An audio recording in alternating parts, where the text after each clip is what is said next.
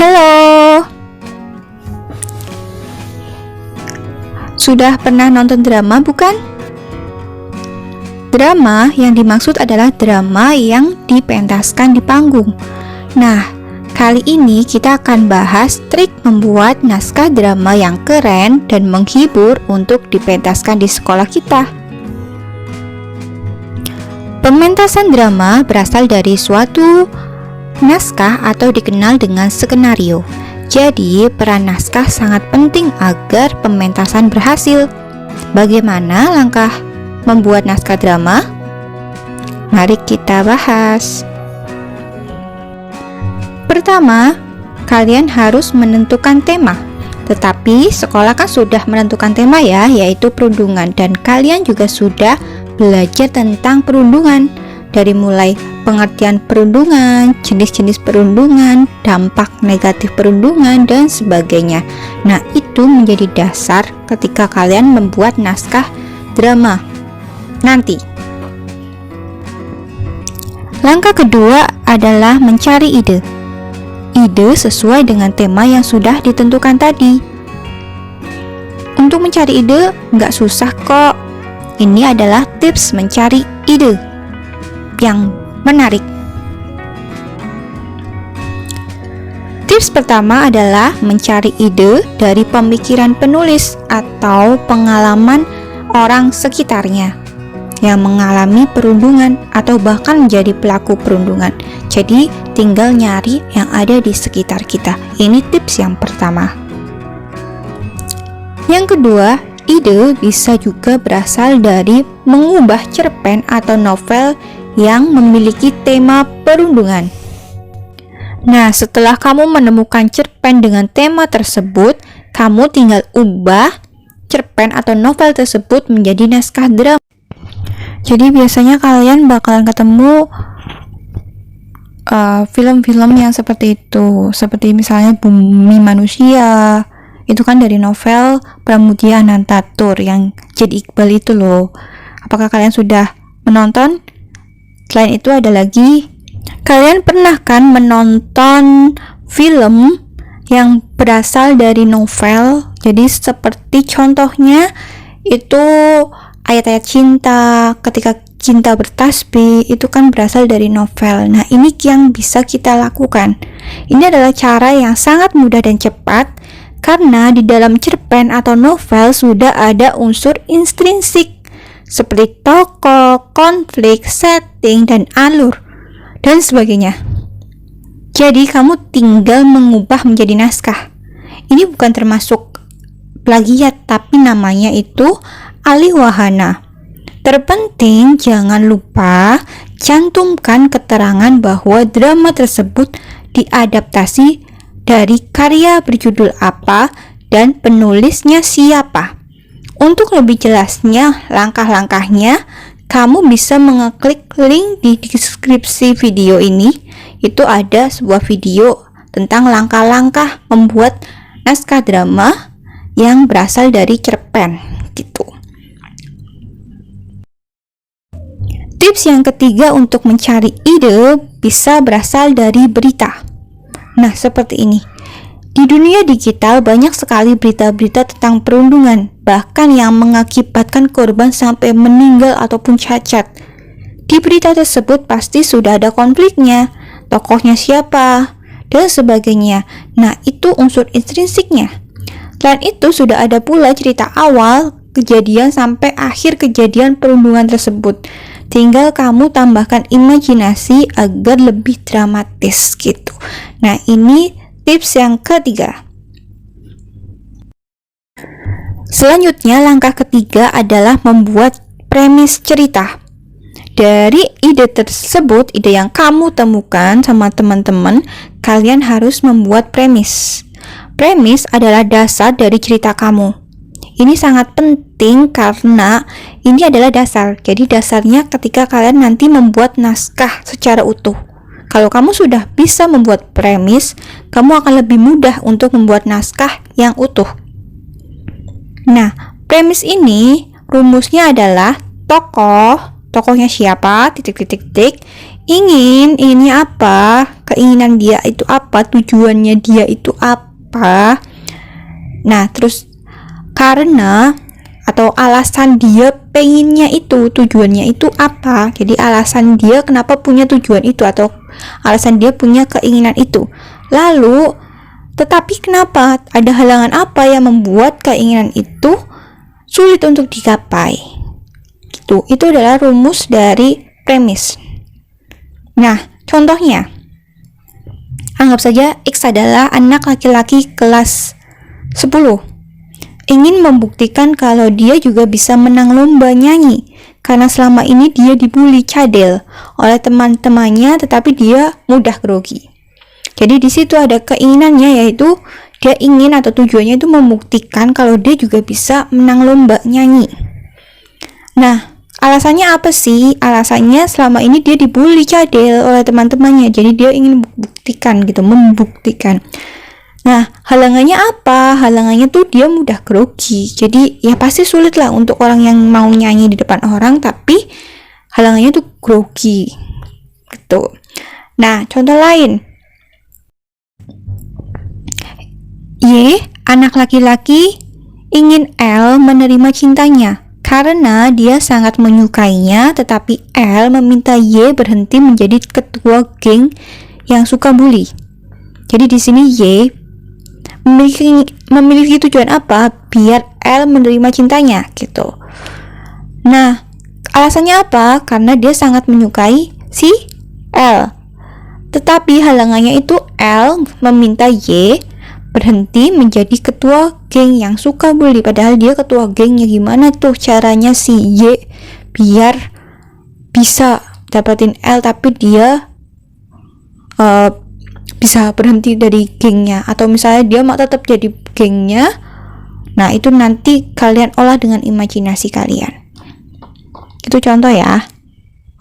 Contoh lain satu lagi, Z tidak ingin berangkat sekolah karena merasa sangat cemas dan menganggap sekolah adalah neraka, tempat orang-orang mengucilkannya. Tetapi guru BK itu selalu berusaha membujuknya untuk berangkat. Nah, di sini keinginan Z ini sebenarnya negatif, tidak ingin berangkat ke sekolah. Tidak apa-apa kalau misalnya boleh pakai tidak ingin, tapi ada konfliknya nih. Konfliknya yaitu guru BK-nya selalu datang ke rumahnya gitu. Padahal dia nggak pengen sekolah karena alasannya itu karena orang-orang di sana, teman-temannya itu mengucilkan dia gitu. Nah, itu contoh premis. Jadi premis itu sangat penting untuk membuat naskah drama, karena kalian di premis itu sudah ada tujuannya tokohnya apa. Jadi kalau udah tahu tujuannya kan, itu tujuannya berhasil atau tidaknya gampang ketika bikin naskah ya. Tujuan maksudnya tokohnya itu berhasil nggak sih? Kalau berhasil berarti happy ending. Kalau tidak berhasil mencapai tujuannya itu berarti sad ending gitu. Segampang itu. Oke, langkah keempat yaitu membuat tabel karakter tokoh dan karakter. Jadi untuk mendukung ide yang telah kamu temukan, premis yang kamu temukan, kamu butuh karakter apa saja sih di drama kamu itu. Nah, mulailah dari tokoh utama yang sudah ada di premis. Kamu kan sudah ketemu tokoh utama di premis ya. Cukup satu tokoh saja sebagai karakter utama. Jadi yang lain itu sampingan, pendukung, biar lebih fokus. Jadi kemudian buat tokoh dan karakter pendukung yang lain. Pastikan karakter yang kamu buat bukan tempelan, teman-teman. Jadi atau tidak tokoh tersebut tidak bisa hilang. Kalau misalnya tokoh itu hilang atau tokoh itu sebenarnya kalau dihilangkan nggak ada masalah sama ceritanya gitu. Kalau itu namanya tempelan. Jadi kalau itu hilang ya nggak ada masalah gitu dari cerita tersebut. Nah, jangan sampai ada tokoh yang seperti itu, tokoh tempelan. Nah, cerita itu bakalan tetap berjalan. Pastikan tokoh-tokohmu itu penting untuk mendukung atau menghalangi tujuan tokoh. Jadi pastikan tokoh-tokoh yang kamu buat itu mendukung atau menghalangi tujuan tokoh. Jadi mendukung itu berarti kan tokoh pendukungnya, menghalangi tokoh berarti yang jahatnya gitu. Jadi gak selalu antagonis itu jahat.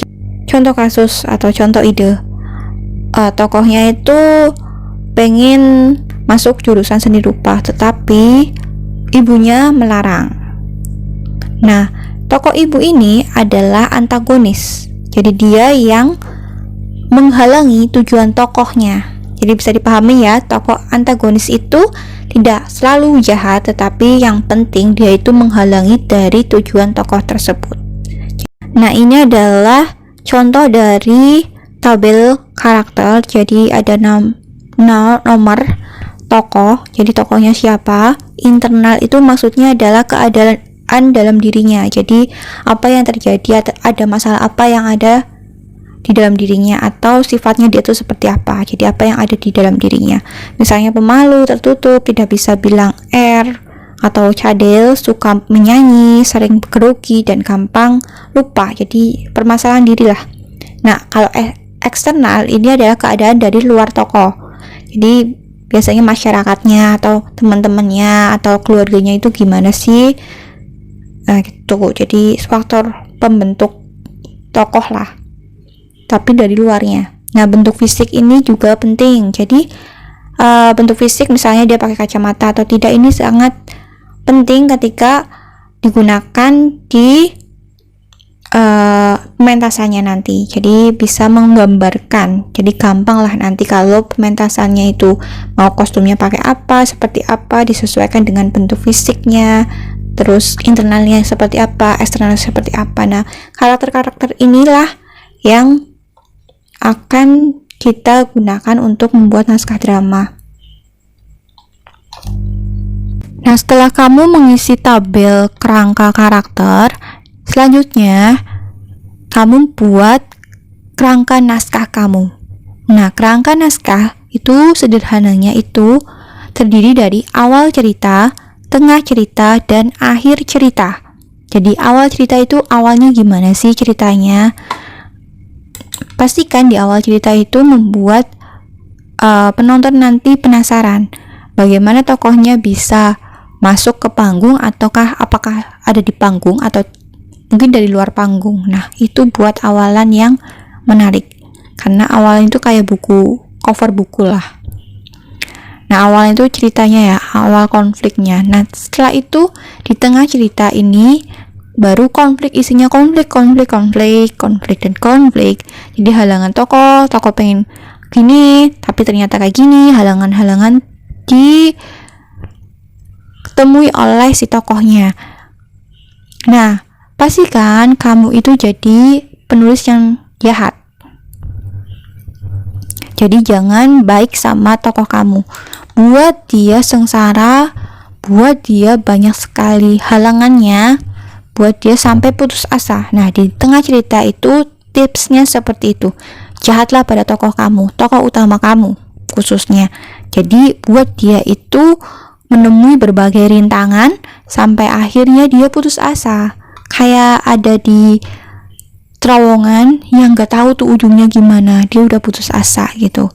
Nah, ketika putus asa itulah yang disebut dengan puncak konflik. Jadi di puncak konflik itu dia putus asa, tokohnya putus asa dan bingung mau ngapain gitu. Dia terus belajar tapi ternyata gagal dan seterusnya. Nah, ketika dia ada di puncak, ketika dia putus asa, nah baru turun, yaitu di akhir cerita. Apakah tujuannya dia dengan berbagai halangan tersebut dan dia berusaha untuk menyelesaikan halangan-halangan itu? Apakah akhir ceritanya itu dia berhasil atau tidak berhasil gitu. Nah, di akhir cerita itu atau endingnya, kalau berhasil berarti happy ending, kalau tidak berhasil berarti sad ending. Jadi tujuannya tokohnya itu berhasil atau tidak sih dari awal sampai akhir gitu kan. Nah, kalau berhasil berarti dia itu maksudnya naskahnya itu happy ending gitu. Nah, di kerangka juga pastikan ada tulisan 2 babak atau 2 babak gitu, babak-babaknya lah, biar lebih memudahkan.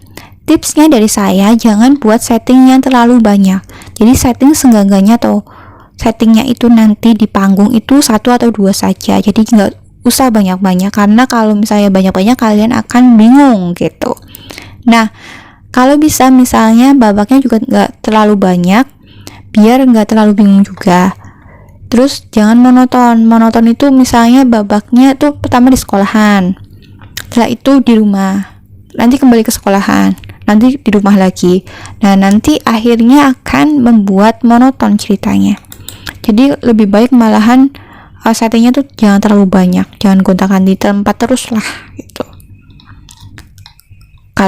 Kalau film sih gampang, tapi kalau drama atau di panggung itu kan kesulitan gitu.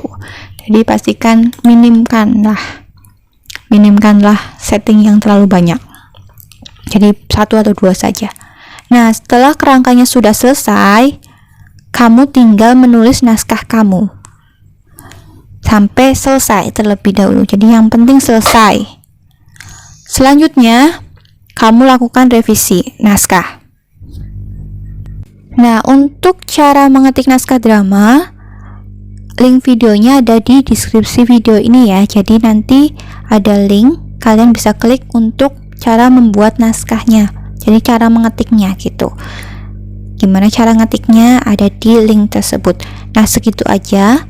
Semangat untuk membuat naskah drama. Jika ada kesulitan atau pertanyaan bisa tanyakan di kolom komentar ya. Terima kasih, sampai jumpa lagi.